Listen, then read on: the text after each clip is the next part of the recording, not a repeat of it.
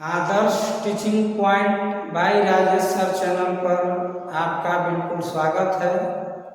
और आज हम लोग इस वीडियो में फिजिक्स की दुनिया में चलेंगे और हम लोग आज से फिजिक्स की क्लास 11th और 12th के उन बच्चों के लिए यह अति आवश्यक वीडियो होगा जो वो बिहार बोर्ड में इंटर की परीक्षा देने वाले हैं और साथ ही साथ हम लोग को जो भी कॉम्पिटिटिव एग्जाम में फिजिक्स से जो प्रश्न आते हैं वो जरूर है कि इस टॉपिक जो पढ़ाने जा रहा हूँ इस टॉपिक से एक दो ठो प्रश्न जरूरी आते हैं।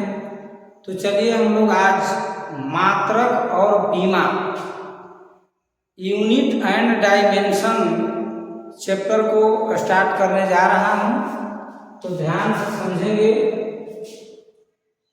मात्रक और बीमा, मात्रक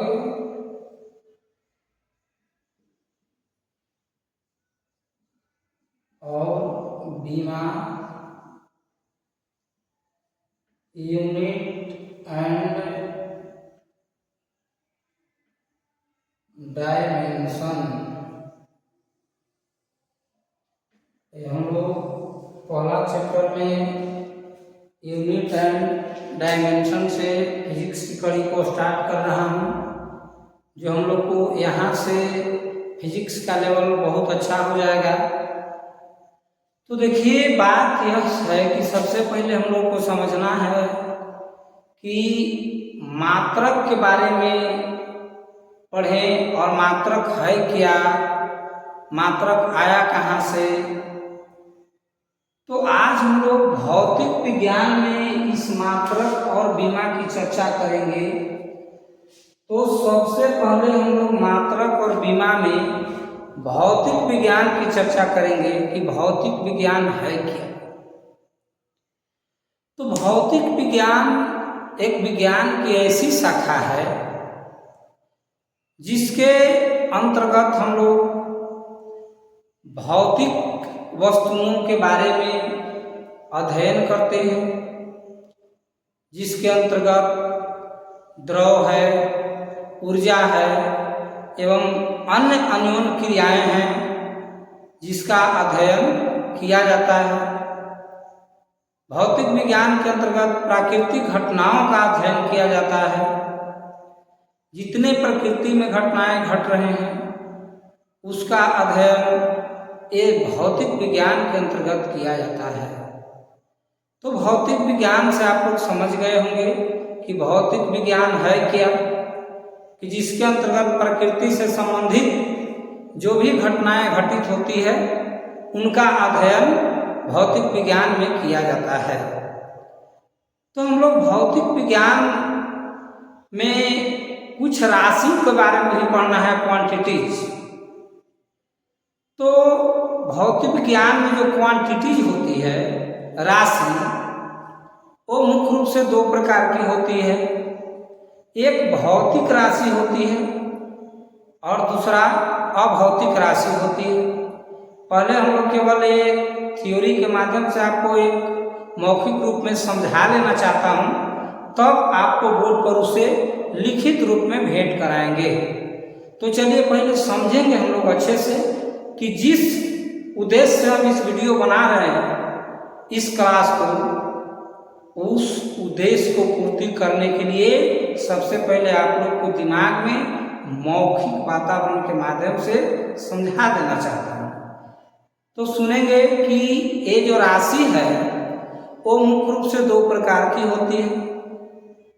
एक होती है भौतिक राशि, दूसरी होती है अभौतिक राशि। तो भौतिक राशि कहते किसे हैं? तो देखिए, जिन राशियों को हम माप सकते हैं, जिन राशियों को माप सकते हैं वो भौतिक राशि है। जैसे हम अपने शरीर की लंबाई को माप सकते हैं। बोलिए, माप सकते हैं कि नहीं माप सकते हैं? कितना फीट कितना इंच है, ये भौतिक है।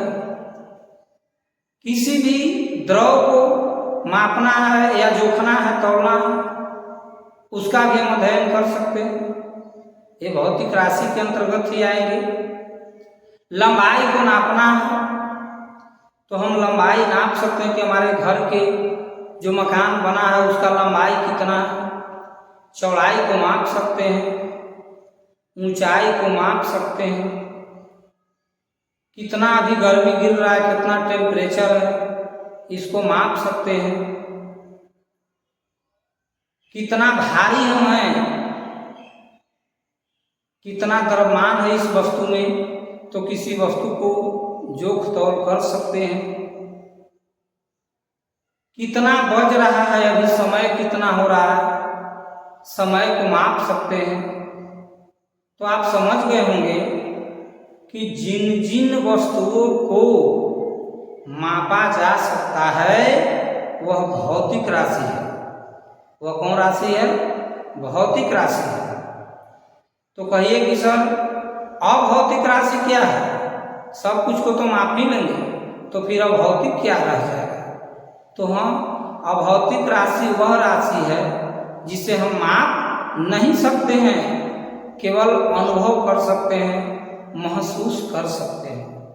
जैसे बताइए कि आप कितना क्रोधित हैं, आप किसी बात को लेकर गुस्सा हो जाते हैं, तो आप में कितना गुस्सा है ये कोई माप सकता है कि 1 लीटर गुस्सा है, कि 5 किलो गुस्सा है, कि कितना भारी गुस्सा है? ये कह सकता है कि बहुत बड़ा गुस्सा में आए हुए हैं, लेकिन कितना बड़ा, कई फुट बड़ा, बोलो, इसको कोई माप सकता है? रियल में आप खुश हैं, आपका मान ले कि किसी प्रकार के ज्वाइनिंग लेटर आ गया, मेरिट लिस्ट में नाम आ गया, आप बहुत खुश हैं, आपको पूरा परिवार खुश हैं, लेकिन कितना खुश हैं उस खुशी को आप माप नहीं सकते हैं। आपके घर में या कहीं भी किसी प्रकार के कोई दुखद घटनाएं भी घट सकती है, तो दुखद घटनाएं में लोग आंसू बहाते हैं, तो कितना अंदर से उनका मन कुंठित है, कितना आंसू बहा रहे हैं, अंदर से कितना दिल दुखा रहा है उनको, ये सब को कोई माप नहीं सकता है। हवा कितना चल रही है,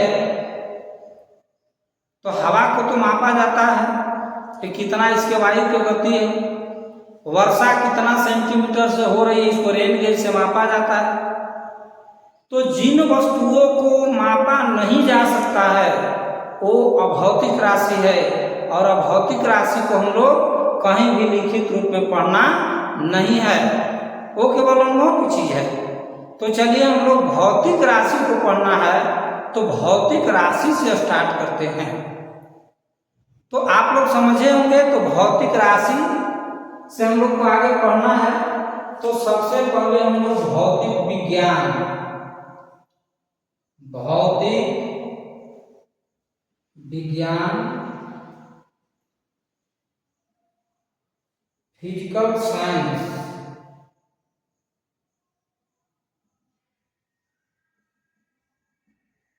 फिजिकल साइंस, भौतिकी विज्ञान। तो हम लोग भौतिकी विज्ञान के बारे में आपको बताए कि प्रकृति में जो भी घटनाएं घटती है वो सब भौतिक विज्ञान के अंतर्गत आता है। तो इसको हम लोग डिफाइन कर सकते हैं कि विज्ञान की वह शाखा, विज्ञान की वह शाखा जिसके अंतर्गत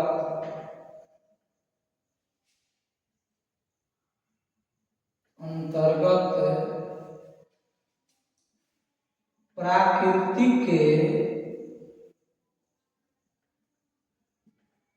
घटनाओं का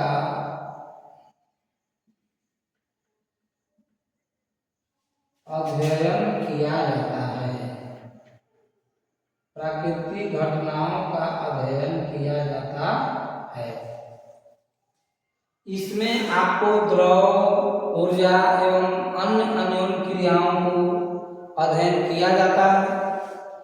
तो हम लोग इस बात को ध्यान देंगे कि भौतिक विज्ञान की परिभाषा आप लोग देख रहे हैं बोर्ड के सामने कि विज्ञान की वह शाखा है जिसके अंतर्गत प्राकृतिक घटनाओं का अध्ययन किया जाता है।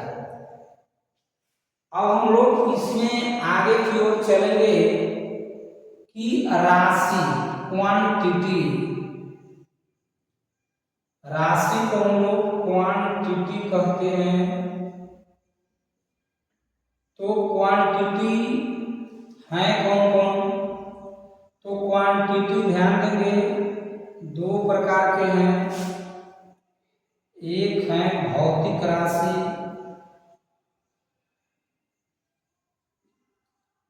और दूसरा है आपको अभौतिक राशि। अभौतिक राशि फिजिकल क्वांटिटीज। तो भौतिक राशि कहते किसे हैं? तो आपको बताए कि जिन राशियों को मापा जा सकता है, जिसे मापा जा सके, वो कौन राशि कहलाएगा? भौतिक राशि। शॉर्टकट में ही चलते हैं, बस कॉन्सेप्ट केवल विस्तृत होना चाहिए। आपको कॉन्सेप्ट दे रहे हैं कि जिनको माप सकते हैं, सीधी सी बात, वो भौतिक राशि है। जिसे मापा न जा सके, इसमें हम लोग लिख सकते हैं कि जिसे मापा न जा सके। तो चलिए उदाहरण के तौर पे हम लोग इसको समझेंगे कि क्या क्या हम लोग माप सकते हैं। तो क्या लंबाई को हम माप सकते हैं, कितना लंबा है, हम कितना भारी हैं, द्रव्यमान को माप सकते हैं, कितना बज रहा है, समय को माप सकते हैं, कितना टेम्परेचर है, तापमान को माप सकते हैं। बताइए, ये सब मापने वाले राशि है। क्या है? मापने वाली राशि है, इसको माप सकते हैं। घर में विद्युत धारा का प्रयोग करते होंगे, करंट, विद्युत धारा को माप सकते हैं, विभवांतर को माप सकते हैं। बोलिए, चाल को माप सकते हैं कि कितना स्पीड से चल रहे हैं, वेग को माप सकते हैं। तो ये सब आपके आदि ये बहुत से एग्जाम्पल हैं जो हमें उनको माप सकते हैं। तो जिन राशि को मापा जा सके उसे भौतिक राशि कहते हैं। अब बता ही दिए कि ये सब माप सकते हैं, और इसमें क्या हो सकता है? तो इसका उदाहरण हो सकता है कि इसमें बताया गया कि जिसे मापा न जा सके। बोलिए, क्रोध, गुस्सा, हर्ष, उल्लास, क्या ये सब को आप माप सकते हैं? नहीं माप सकते हैं, तो ये सब अभौतिक राशि है। तो हम लोग केवल आज पढ़ना है भौतिक राशि से हम लोग को आगे फिजिक्स की दुनिया में चल देना है, अभौतिक को यहीं पे छोड़ देना है।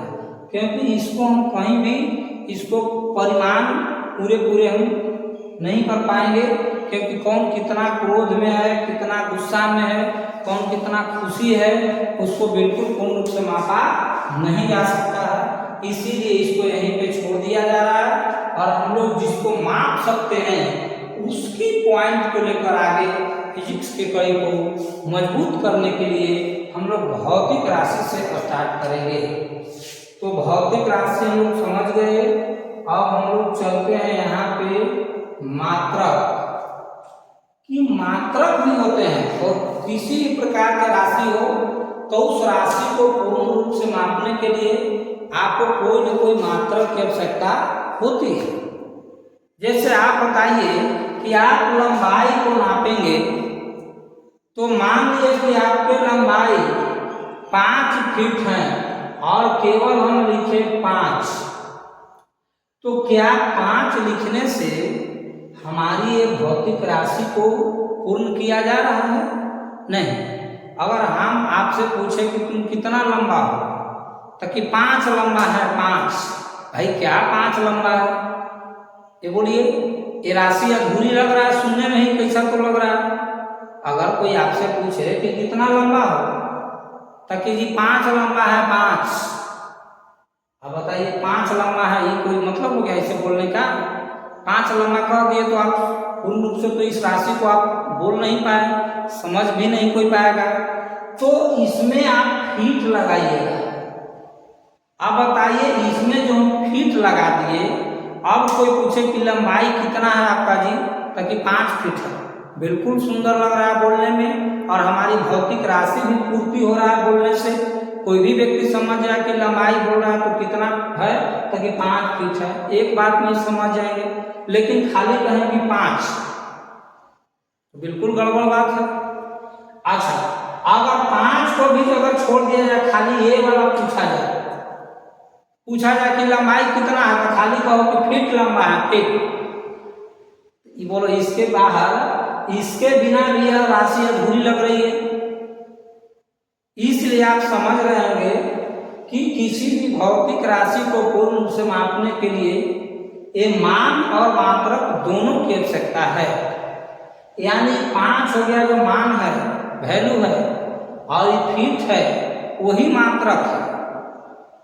तो हमारा जो भौतिक राशि है वो मान और मात्रक के बिना अधूरी मानी जाती है। बिना हम लोग मान और मात्रक के बिना किसी भी राशि को पूर्ण रूप से हम माप नहीं सकते हैं, और न हम अपनी भावनाओं को व्यक्त कर सकते हैं। तो यही मात्रक जो है, यही मात्रक हम थोड़ा सा समझेंगे यहाँ पे कि मात्रक है क्या, क्योंकि मात्रक के बिना काम चलने वाला नहीं है। और हमारा ऊपर चैप्टर का नाम ही रखा गया है मात्रक और बीमा। तो हम लोग आज मात्रक से यहाँ स्टार्ट करेंगे, यूनिट मात्रक। तो मात्रक है क्या? मात्रक है क्या? तो देखिए, किसी भी भौतिक राशि को आप समझेंगे कि व्यक्त करने के लिए, यानी किसी भी भौतिक राशि को प्रकट करने के लिए, व्यक्त करने के लिए, उसको एक भाव में कहने के लिए हमें 2 चीजों की आवश्यकता होती है। कितने आवश्यकता होती है? 2 चीजों की। तो क्या क्या 2 चीज की आवश्यकता होती है दोस्त? वही जो अभी बताया आपको, 5 फीट। तो मान और मात्रक दोनों की आवश्यकता होती है। तो मात्रक में हम लोग लिख लेंगे कि किसी भौतिक राशि को व्यक्त करने के लिए, किसी भौतिक राशि को व्यक्त करने के लिए,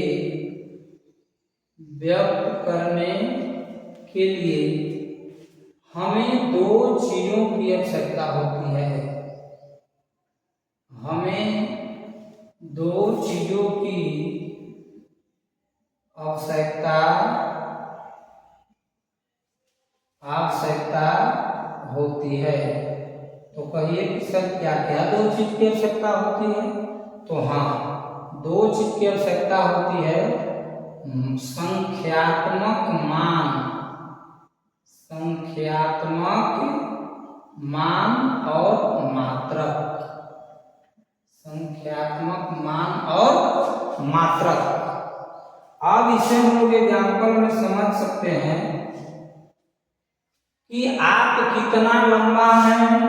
तो लंबाई, यदि लंबाई को हमें नापना है, तो लंबाई को मापना है, तो आप मान लीजिए कि 5 फीट लंबा है या 4 फीट लंबा है, 5 फीट हम लिख दिए, और आपसे पूछे कि लंबाई नापना है, 5 फीट हम लिख दिए। और आप लोग इसमें समझेंगे कि अगर एक संख्यात्मक आपका मान हो गया, संख्यात्मक मान हो गया, और फीट है जो आपका मात्रक हो गया। तो बताइए कि ये दोनों की आवश्यकता है या नहीं? क्या ये दोनों में से किसी एक को हम गायब कर देंगे तो हमारी भौतिक राशि को पूर्ण रूप से मापा जा सकता है? नहीं। आपकी लंबाई पूछे कि कितना लंबा है, आप फीट को छुपा दीजिए और खाली बोलिए मान को कि 5 लंबा है, 5 बोलो 5 लंबा है, तो 5 लंबा का मतलब क्या? ये कोई राशि पूरा हो रहा है? केवल कहें कि 5 लंबा है तो गड़बड़ बात है। अगर मान को ही छोड़ा दीजिए, छिपा दीजिए और खाली बोले, कोई पूछे कि कितना लंबा हो तो कहो कि फीट लंबा है, फीट। तब बोलिए अगर इसको छुपा देते हैं, केवल फीट बोलते हैं कि फीट लंबा है, फीट, तो बोलिए खाली फीट लंबा कहे से कोई व्यक्ति आपको लंबाई को समझ सकता है? नहीं समझेगा, क्योंकि आपकी भौतिक राशि अधूरी लग रही है, आप पूर्ण रूप से उसको प्रकट नहीं कर पा रहे हैं। अगर ऐसे कोई पूछ दे कि लंबाई कितना, खाली कहे कि फीट लंबा है, फीट, कहे कि पगले को रखा है कि फीट लंबा है, तो अरे कितना फीट है ये न बताओ, तभी वाला भी छुपा दो, कहो कि 5 लंबा है, 5, तो कि सही में लगता है कि स्क्रू इसका ढीला हो गया, एकदम ढीला है। ऐसे अगर अगुआ भी बोल दिया तो कहानी खत्म, बियाहों पर आफत पड़ जाएगा। सोच लेना। तो समझ जाइए कि ये कितना इंपॉर्टेंट पॉइंट है कि किसी भी भौतिक राशि को पूर्ण रूप से मापने के लिए हमें मान और मात्रक दोनों की आवश्यकता होती है। तो जब तक दोनों बात नहीं बोलेंगे, जब तक हमारी वह राशि पूर्ण रूप से व्यक्त नहीं हो पाएगा। चलिए दूसरी बात हम एग्जाम्पल देते हैं। आपको द्रव्यमान से रिलेटेड दे, मास, द्रव्यमान को मास कहते हैं, लंबाई को हम लोग लेंथ कहते हैं। तो चलिए आपको द्रव्यमान यदि पूछा जाए कि कितना भारी हो, तो अगर मान लो कि आपका द्रव्यमान है 50 kg और कोई व्यक्ति आपसे पूछा जाए कि आपका वजन कितना है, तो खाली आप बोलिए कि 50 है, 50 भारी है, 50, गड़बड़ बात है। कहे कि तो गजब लड़का है भाई, 50 भारी है, कौन सी 50 भारी है, 50 ग्राम की, किलो की, कुंटल, क्या भारी है 50? अगर कहे कि क्या भारी है तो कभी 50 छोड़ दो, बोलो कि किलो भारी है, किलो, गजब बात है। यानी कहने का मतलब कि दोनों में से किसी को एक को अगर छुपा के बोलते हैं तो आपके भौतिक राशि पूर्ण रूप से व्यक्त नहीं हो पाएगा। यानी किसी भी भौतिक राशि को पूर्ण रूप से व्यक्त करने के लिए, यानी अपनी भावनाओं को पूर्ण रूप से प्रकट करने के लिए हमें मान और मात्रक दोनों की आवश्यकता है। जिस तरह से हमें सृष्टि को चलाने के लिए इस धरती पर स्त्री और पुरुष दोनों की आवश्यकता है, स्त्री के बिना पुरुष नहीं और पुरुष के बिना स्त्री नहीं, यानी दोनों एक दूसरे के बिना अधूरा ही माना जाता है। तो ठीक वही प्रकार के ये फिजिक्स है कि फिजिक्स में मान और मात्रक के बिना हम किसी भौतिक राशि को पूरी नहीं माप सकते हैं।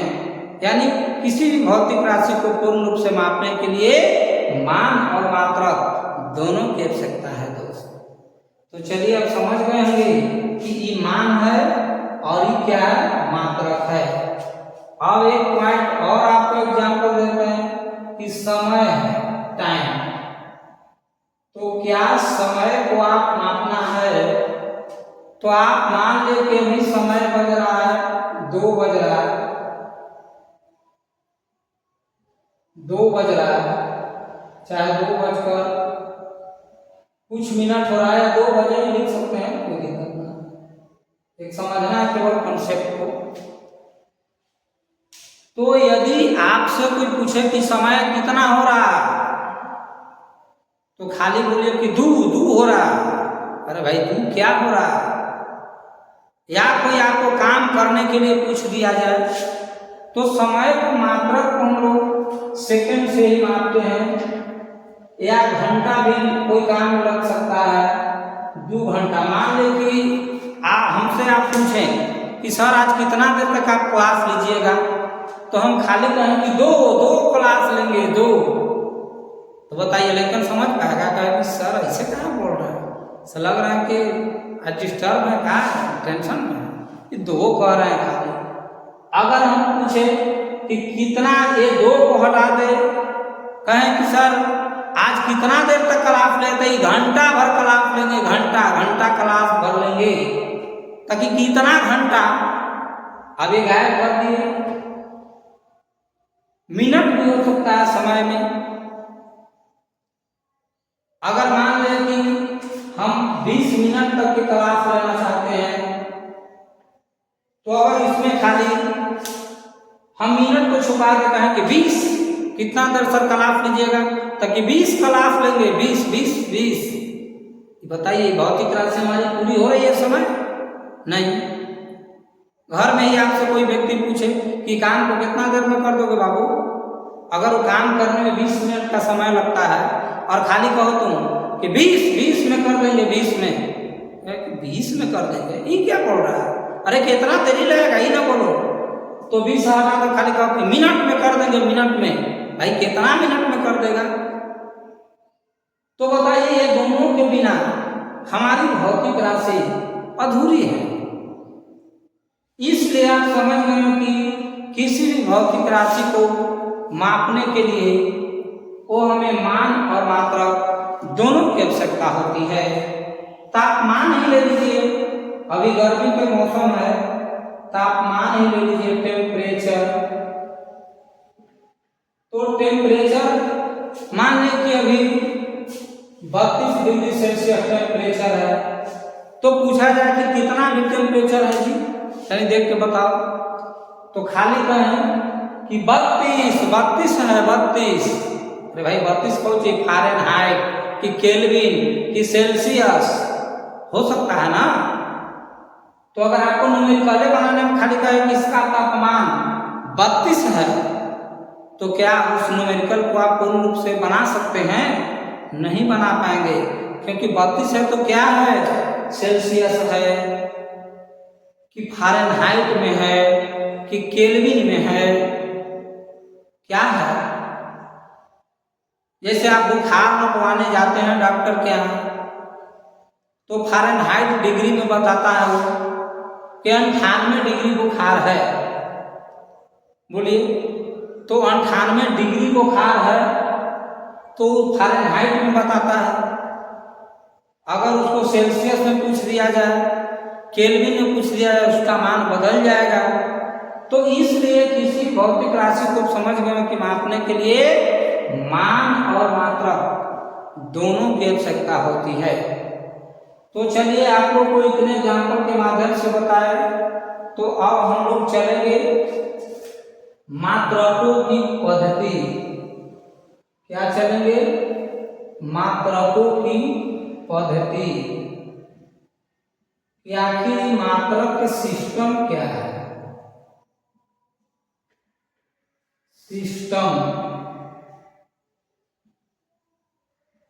System of units.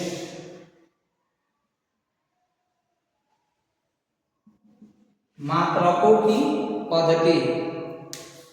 तो ध्यान देंगे हम लोग, मात्रकों की पद्धति होता है क्या, तो मात्रकों की पद्धति को सिस्टम ऑफ यूनिट्स कहेंगे।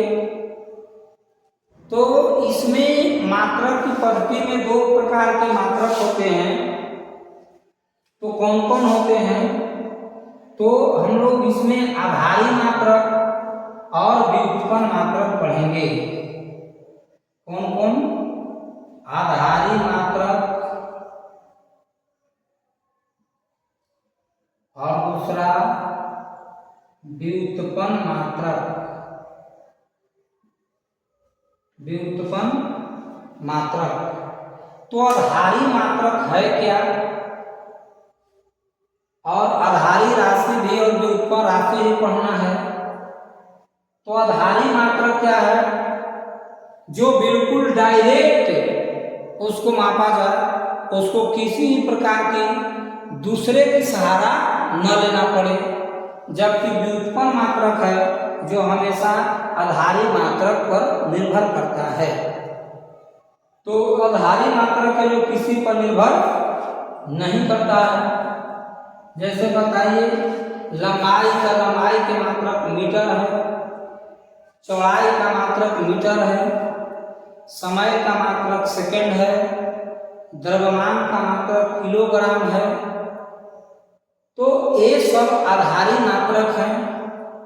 और व्युत्पन्न मात्रक में आधारी मात्रक के प्रयोग करके इसका बनाया जाता है। जैसे बताइए, अब क्षेत्रफल पूछ दिया जाए तो लंबाई गुणे चौड़ाई, यानी जब तक ये लंबाई या चौड़ाई हमें मालूम नहीं रहेगा, जब तक हम डायरेक्ट क्षेत्रफल नहीं निकाल सकते हैं। तो यही सब बातों को समझते हुए हम लोग अब मात्रकों की पद्धति में हम लोग चलेंगे कि मात्रकों की पद्धति में कौन कौन सी पद्धति हुआ। अब यहाँ से हम लोग आधारी मात्रक, व्युत्पन्न मात्रक, आधारी राशि, व्युत्पन्न राशि, नेक्स्ट पॉइंट में आप लोग को इसका पूरा डिटेल दिया जाएगा। हम लोग मात्रकों की पद्धति को यहाँ पे मुख्य रूप से समझेंगे। तो मात्रकों की पद्धति है क्या? तो देखिए, मात्रकों की पद्धति हमें 3 प्रकार से बताया गया है। एक होता है एफपीएस पद्धति, एफपीएस पद्धति। दूसरा होता है आपका सीजीएस पद्धति, एफपीएस पद्धति। दूसरा होता है आपका सीजीएस पद्धति। और नंबर तीसरा में एमकेएस पद्धति होता है। अब इस बात को समझेंगे हम लोग कि आखिर ये पद्धति आया कहाँ से। सबसे हम लोग पहले जो हम लोग को पुराने जीवन के पूर्वज के लोग थे, वो क्या इस पद्धति का प्रयोग करते थे? तो बिल्कुल जरूर है कि कहीं न कहीं हम लोग कोई न कोई पद्धति का प्रयोग करते थे, लेकिन उस पद्धति में हमें सुधार लाया गया। जैसे हम लोग बताइए कि मुख्य रूप से हम लोग लंबाई और द्रव्यमान और समय को नापने के लिए मुख्य रूप से इस पर चर्चा करते हैं कि पहले जमाने के जो लोग थे वो लंबाई को कैसे नापते थे, या आज भी उसका हम लोग प्रयोग करते हैं। आज हम लोग फीता, इंच, टेप का प्रयोग कर रहे हैं, तो क्या ये भारतीय मात्रक है? नहीं, ये हमारा भारत की मात्रक नहीं था, ये हमारा अंग्रेज का देन है कि ये सब हम लोग को मीटर, इंच, फीता से मापने के लिए बताया है। तो कहिए कि सर क्या हम लोग प्रयोग करते थे? तो हाँ, हम लोग को भौतिक मात्रक था जो प्रकृति के द्वारा दिया गया है, उसी से हम लोग माप लेते थे। जैसे बताइए कि अगर कोई छोटी वस्तुओं को मापने के लिए दिया जाता था तो लोग अपने इंच का प्रयोग करते थे, उंगली का प्रयोग करते थे, इंच का नहीं, उंगली का, कि कितना उंगली का है, एक आध उंगली भर का है ना, एक आध उंगली या आधा उंगली कहते थे। तो उंगली शब्द का प्रयोग करते थे छोटी छोटी लंबाई को मापने के लिए। और बड़ा लंबाई को मापना है तब, उससे बड़ा मापना है तब बीता का भी हम लोग प्रयोग करते हैं। आज ही बीता से नाप करते हैं, कै बीता है। हाथ से उससे बड़ा माप को मापना है तो हाथ भी भिड़ा देते हैं कि कै हाथ लंबा। उससे भी बड़ा है मापना तो कमर पर हाथ रख के डेग में भिड़ाना शुरू कर देते हैं। तो यही सब भारतीय मात्रक था दूरी को मापने के लिए। अब इसमें जब अंग्रेज वाला भारत में प्रवेश किया तो भारत के मात्रकों को देखकर वो लोग बहुत दंग रह गए और वो लोग सोचे कि लोग क्या क्या प्रयोग करते हैं मात्रक में, तनी इन लोग से पता लगाते हैं। तो अंग्रेज वाले आए और गांव में गए भारतीय मात्रक का प्रयोग देखने के लिए बड़ा उत्साह हो, क्योंकि क्या क्या ये सब कैसे माप लेते हैं, इस चीज़ को जानकारी लेते हैं। क्योंकि जब भारत में एंट्री किए हैं तो पहले इसका जानकारी लेना, माप तौल का जानकारी प्राप्त करना बहुत जरूरी है, नहीं तो हम यहाँ पे कैसे रह पाएंगे, कैसे समझ पाएंगे।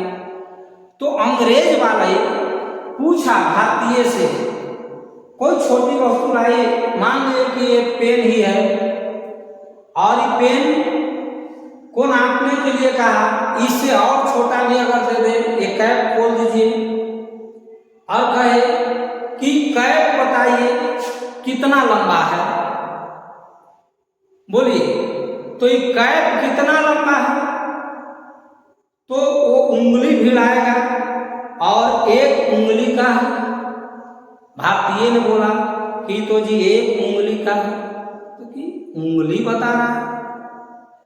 देखा कि ये उंगली का प्रयोग करता है, तब तो इससे बढ़ा देंगे, तो एक उंगली से नाप नाप के ही बताएगा कि कै उंगली हुआ। देखिए बहुत गहराई से बात को समझने वाली बात है कि लोग कैसे से कैसे इस पद्धति में शामिल हुए हैं। हम लोग के पूर्वज में कौन से पद्धति का प्रयोग करते थे, उससे हमें कैसे इसमें परिवर्तन आया जो आज हम लोग पढ़ रहे हैं फिजिक्स।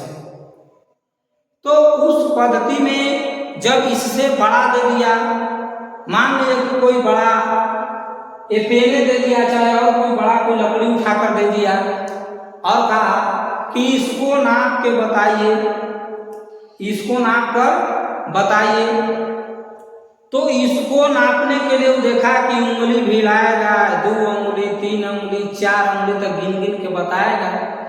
लेकिन भारतीय कम न होशियार थे, जब देखा कि बड़ा है तो सीधे अपन बीता भिड़ा दिया।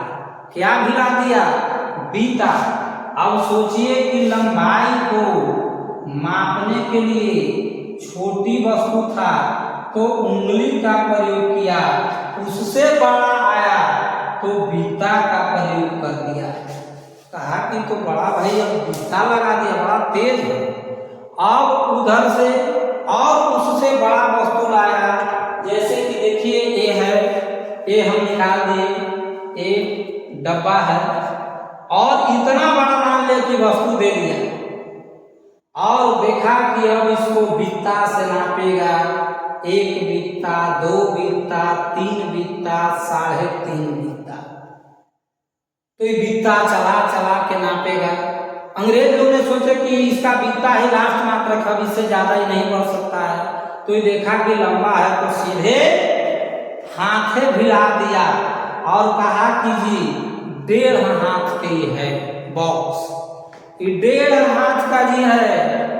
अब तो भाई एकदम दंग रह गए अंग्रेज लोग, कहे कि गजब का ही भारतीय लोग है, छोटा चीज दिए तो उंगली भिड़ाया, उससे बड़ा कहे तो बीता भिड़ा दिया, उससे बड़ा दिए तो हाथ लगा दे रहा है। ये बताइए। कहा कि रुको रुको, थोड़ा और दूरी, वो एक कमरे वहां पे थे, वो कहा कि इस कमरे की लंबाई नाप कर बताओ, तो देखा कि बैठ बैठ कर हाथ से ऐसे ऐसे कर कर के नाप के बताएगा कि कै हाथ हुआ, परेशान होगा। तब जब उन्होंने बताया कमरे की लंबाई नापने के लिए, तब भारतीय ने क्या किए, अपना यहाँ से शुरू किए और डेग भिड़ाना शुरू कर दिए और कहे कि जी हुआ 14 डेग। कहा कि तो भारी बेजोड़ मात्रक का प्रयोग कर रहा है भारतीय लोग, हाथ पैर सब लगा दे रहा है नापे में, इसको पूछो कहीं से ही फीता टेप लाने की जरूरत नहीं है। हम लोग बैग में फीता लेकर घूमते हैं तो नापी करते हैं, ये तो बड़ा भारतीय लोग गजब का प्रयोग करते हैं मात्रक का, कभी हाथ लगा दे रहे हैं, कभी पैरों लगा दे रहे हैं। तब कहा कि अच्छा करो को कमरा को नापना था तो डेग से नाप लिया। जैसे आज भी हम लोग खेती बाड़ी करते हैं तो देखते हैं कि गांव भर के लोग डेग से ही नाप लेते हैं कि कितना डेग बराबर 1 कट्ठा है ना, तो 5 डेग लंबा 4 डेग चौड़ा, तो लोग मान लेते हैं कि ऐसे डेग से नाप लिए तो कट्ठा हो गया। अब बताइए, पहले के लोग अपने खेती का माप करते थे तो डेगे से। आज भी लोग बच्चे देखिए कि बचपन में भी प्रयोग कर लेता है, क्रिकेट विकेट खेलने जाता है फील्ड में तो देखते हैं कि क्या वो फीता लेकर जाता है कि क्रिकेट के पिच की लंबाई कितनी होनी चाहिए, वो सीधे डेग भिड़ाएगा, 11 डेग नाप लेगा और नाप के कहेगा कि हाँ यहाँ विकेट गाड़ो। बोलिए आज भी प्रयोग करते कि नहीं करते हैं? तो आप ध्यान देंगे हम लोग कि ये डेग भिड़ाने लगा और दूरी मात्र का प्रयोग करने के लिए सोचा कि अच्छा और ज्यादा दूर तक मापना होगा अगर लंबाई को, तब क्या प्रयोग करेगा? वो कहा कि यहाँ से करीब 200 फीट तक ले वो दूरी बताया कि यहाँ से वो आरी के खेत दिख रहा है, ई आरी से वो आरी तक ले उस तार के पेड़ जमा हुआ है, वहां से वो तार के पेड़ तक नाप के बताइए कितना लंबा है। देखा कि डेग चलावे चलावे थक जाएगा, ताकि जी आ रहे हैं बगले में कोना में रखा जी है एगो लागा। पहले लगी से भी खेपना पता था ना, और वही लगी के आधार पर आज हम लोगों को फीट का प्रयोग करते हैं और कट्ठा बीघा निकालते हैं। 5.5 हाथ का लगी होता है, अमानत में 5.5 हाथ का लगा होता है, वही लगा से पहले नापी होता था। हम अमानत का भी काम करते हैं इसलिए बता रहे हैं, अमानत का सब चीज जानकारी है मुझे, फील्ड वर्क में काम भी करने जाते हैं, नॉलेज का हर तरह से उपयोग करते हैं, इसलिए हम बता रहे हैं कि अमानत में लोग भी 5.5 हाथ का लगा रखते थे और वो कोना में से लगा ले आया। अंग्रेज वाला देखा, कहा कि रे बांस लेके आया है, मारे उड़ेगा का, हमको डर गया बेचारा। तकी जी डरिए मत, तकी क्यों लाया? तकिया नापने के लिए, तकी इससे कैसे नापेगा भाई? तो 5.5 हाथ वाला लगी भिड़ाया, अब भिड़ाते भिड़ाते वो आरी से तार के पेड़ तक नापने के लिए बताया था, बता के बताया कि जी 25 बांस हुआ। तो कि वाह, ये बांस से भी लोग नापना शुरू कर दिया जी। तब कहा कि अच्छा तो ठीक है, रुक एक काम करते हैं कि इसका मात्रक तो बढ़िया लग रहा है, कुछो का है कि लावे की जरूरत लेके चले की जरूरत नहीं, सब शरीर फिट है, तो ये तो सबसे बढ़िया मात्रक है, 1 रुपया खर्चा भी नहीं है। तो कहा कि देखते हैं इसका सही प्रयोग कर पाता है कि नहीं भारतीय लोग।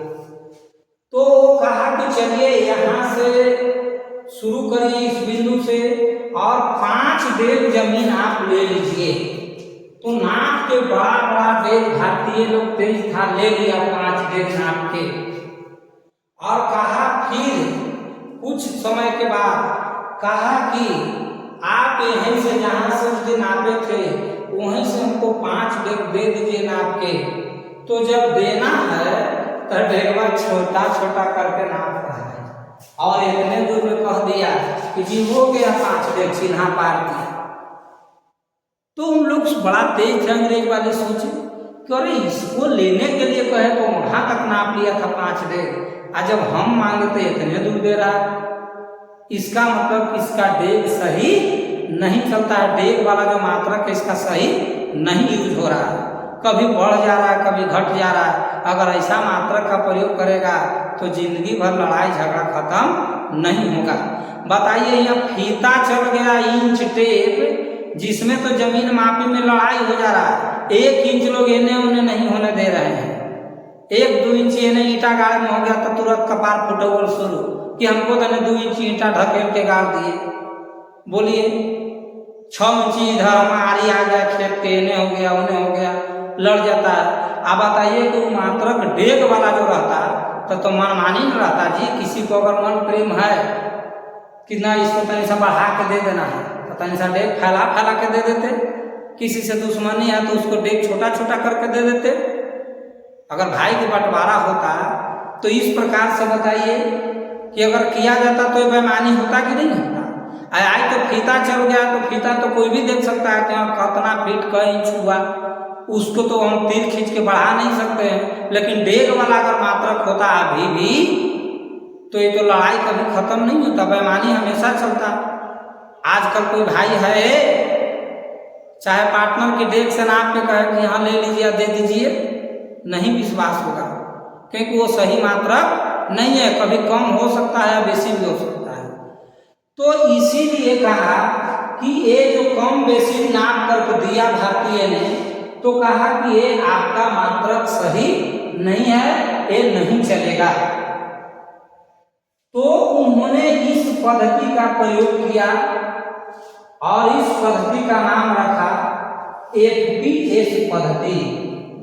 और एफपीएस पद्धति को कहा कि हम लोग एक से फुट कहेंगे, एक से फुट कहेंगे यानी फुट से नापेंगे, और पी से पाउंड, पी से पाउंड, और एस से सेकंड, एस से सेकंड। थोड़ा सा इसको और आगे बढ़ा के निकलते हैं। एक पाउंड हो गया,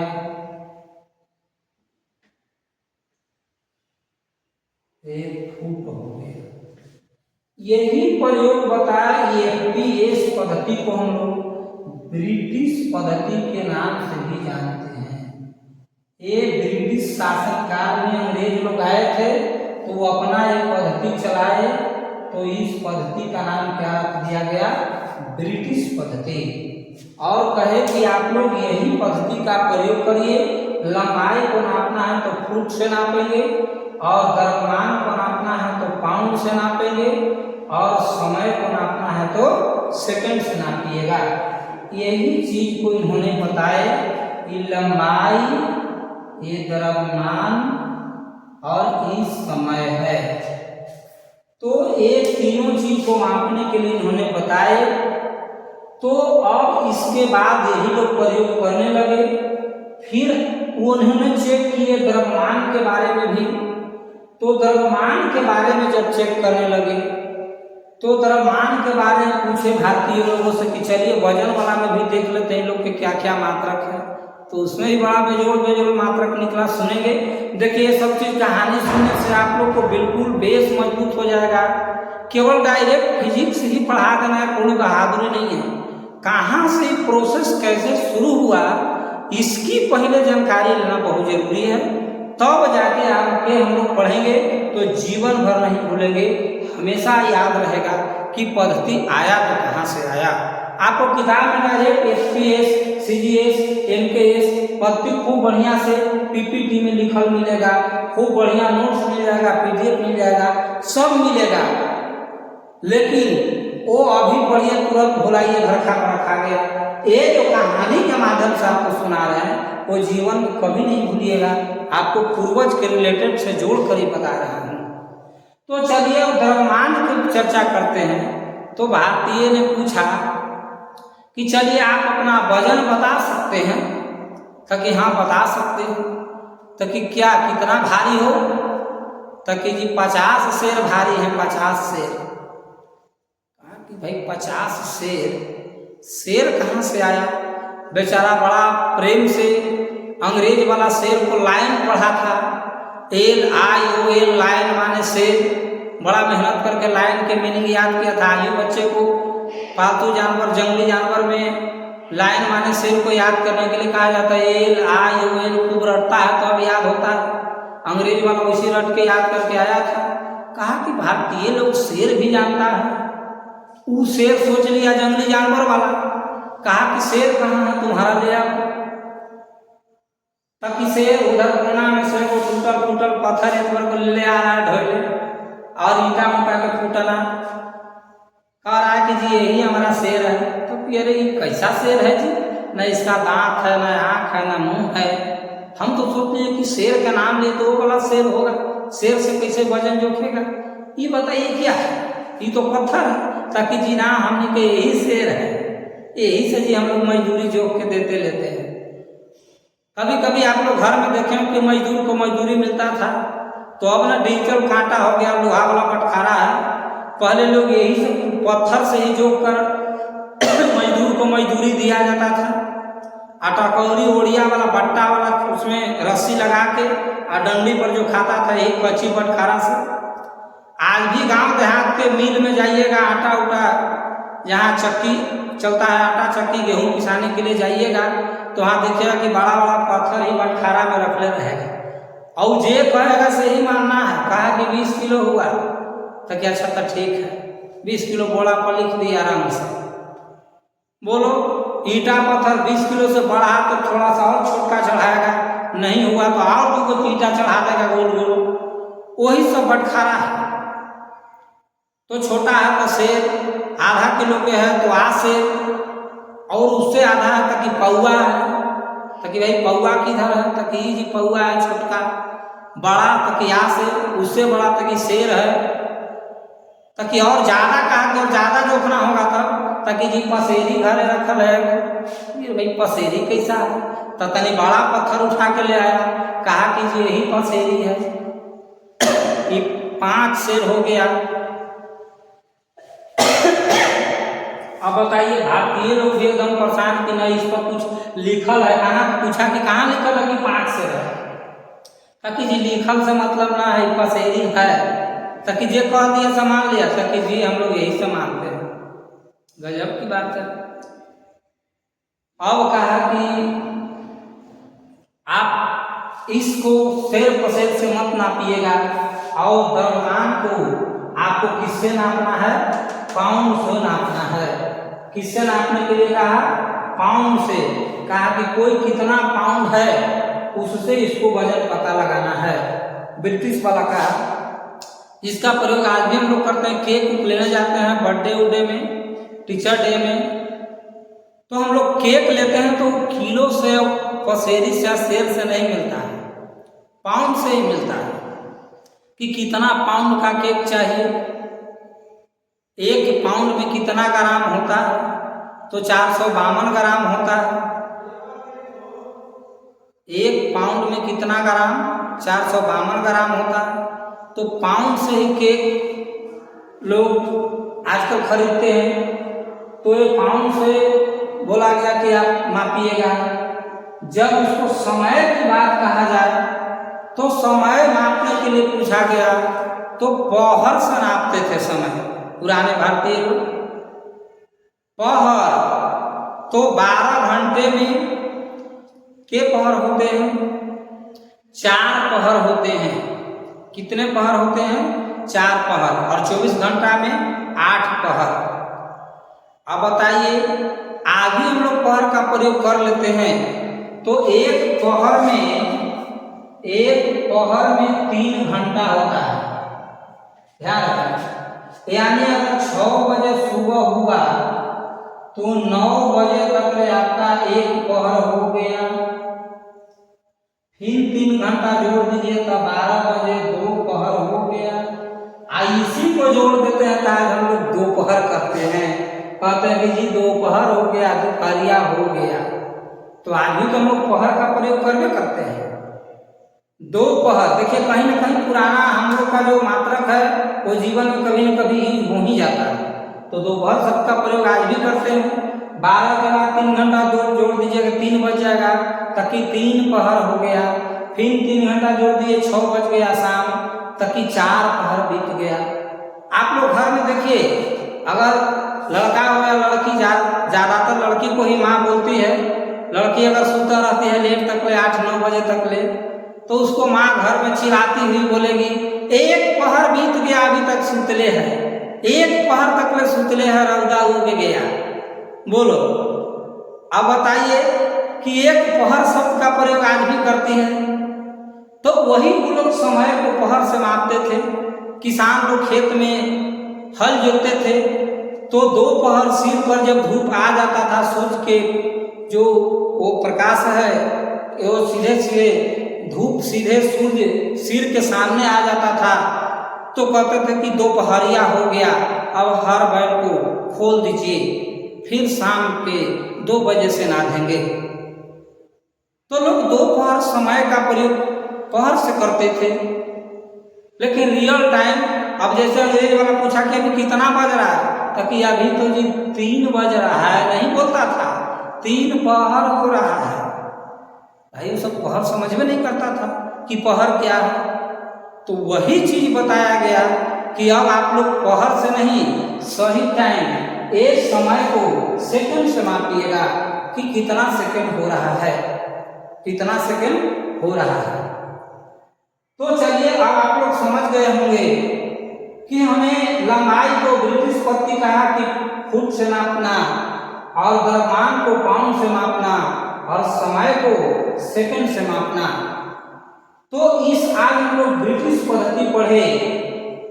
ब्रिटिश पद्धति के बाद हम लोग फिर इसमें थोड़ा सा चर्चा कर लेते हैं कि सीजीएस पद्धति में क्या कहा गया। इसमें देखिए ब्रिटिश पद्धति का जब प्रयोग करने लगे भारतीय लोग, तो फ्रांस वाला आया और फ्रांस वाला को ब्रिटिश से लड़ाई चलता था। वो कहा जब हमारा देश आजाद हो गया 1947 में, तो इंग्लैंड को तो भगा दिया गया, लेकिन प्रयोग हम लोग यही कर रहे थे 1947 में, यही ब्रिटिश पद्धति का प्रयोग कर रहे थे। तो फ्रांस वाला आया और कहा कि क्या आप लोग आजाद हो गए? तो भारतीय लोग कहे कि तब का, बिल्कुल एकदम आजाद हो गए, भगाइए से भगा दिए अंग्रेज। तो कि कहाँ आजाद हुआ? अभी तुम मात्र पढ़ रहा वही इंग्लैंडे वाला, अंग्रेजे वाला, तुम पूर्ण रूप से भी आजाद नहीं हुआ है। इसको छोड़ दो, इसको मात्रा को पढ़ने के लिए, तब जाकर तुम पूर्ण तरह से आजाद होगा। तब भारतीय लोग बेचारे बात सुनने लगे और फ्रांस वाले को बात सुने, कहे कि तो आप ही बताइए क्या प्रयोग करें। तब कहे कि देखिए हम बता रहे हैं कि आपको यदि लंबाई नापना होगा तो सेंटीमीटर से मापिएगा। किससे नापिएगा? सेंटीमीटर से, सेंटीमीटर से यानी सीएम से। और द्रव्यमान को नापना होगा तो आप ग्राम से नापिएगा, ग्राम से। किससे? ग्राम से, कहे कि ग्राम से नापना है। और समय को, ठीक है कोई दिक्कत न है, समय को हम लोग सेकंड से मापेंगे, समय को सेकंड से मापेंगे, ये ठीक है, कोई दिक्कत नहीं।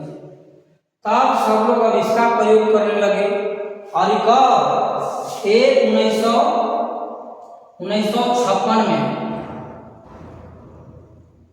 1956 ईस्वी में एक फ्रांसीसी, इसको हम लोग फ्रेंच पद्धति या फ्रांसीसी पद्धति के नाम से जानते हैं। इसी में लिख लेते हैं यहाँ पे फ्रांसीसी या फ्रेंच पद्धति। एक फ्रांसीसी या फ्रेंच पद्धति अब चलने लगा भारत में। सब लोग इसको छोड़कर सही कहा कि अब जाकर इसको भगा दें तो इसको वाला मात्रक नहीं पढ़ेंगे, इसका मात्रक पढ़ने लगे और ये सब प्रयोग होने लगे। तो फिर अब इसमें द्वंद्व स्थिति चलने लगा, कोई कुछ पढ़ रहा है। फिर आगे एक पद्धति आया MKS पद्धति, और MKS पद्धति में कहा गया कि आप लंबाई को मीटर में नापिए, मीटर में नापिए, और द्रव्यमान को किलो में नापिए, किग्रा में, इसमें नापिए किग्रा में यानी केजी में, और समय को ठीक है सेकंड में ही नापिए। यही प्रयोग करने लगे। तो फिर जाकर हम लोगों को ये बात क्लियर हुआ। फिर जाकर आपको 1971 ईस्वी में, 1971 ईस्वी में फ्रांस की राजधानी पेरिस में एक अंतरराष्ट्रीय माप तौल का विचार किया गया और इसमें यह विचार किया गया कि ऐसा सिस्टम को नापिए, मात्रक का प्रयोग हम लोग करिए जो सब लोग उसको यूज करें इंटरनेशनल रूप में। जैसे केवल भारतीय लोग और फ्रांसीसी लोग प्रयोग कर रहे थे, कहीं कहीं दूसरे देश में इसका भी प्रयोग कर रहे थे। तो हुआ कि तो बताइए ये ऐसे कितना किताब छपेगा, कितना हर तरह से मात्रक लोग प्रयोग करेंगे कि बड़ा सिस्टम गड़बड़ हो जाएगा। एक ऐसा सिचुएशन बनाया जाए कि सभी लोग, कोई भी देश के लोग हो, सब लोग पढ़े, ऐसा मात्रक का प्रयोग करें कि पूरा इंटरनेशनल लेवल पर चले हो। केवल अपना अपना देश में अलग के मात्रक पढ़े से काम नहीं चलेगा। तब जाकर 1930 में बैठक हुआ फ्रांस की राजधानी पेरिस में, और 1971 ईस्वी में इंटरनेशनल मैप यानी अंतरराष्ट्रीय माप तौर का विचार किया गया, और इसी को हम लोग एसआई मात्रक कहते हैं, एसआई मात्रक कहते हैं, एसआई मात्रक। और एसआई मात्रक का प्रयोग किया गया, एसआई मात्रक, और ये मीट्रिक पद्धति से, जिसको हम लोग मीट्रिक पद्धति कहते हैं, मीट्रिक पद्धति।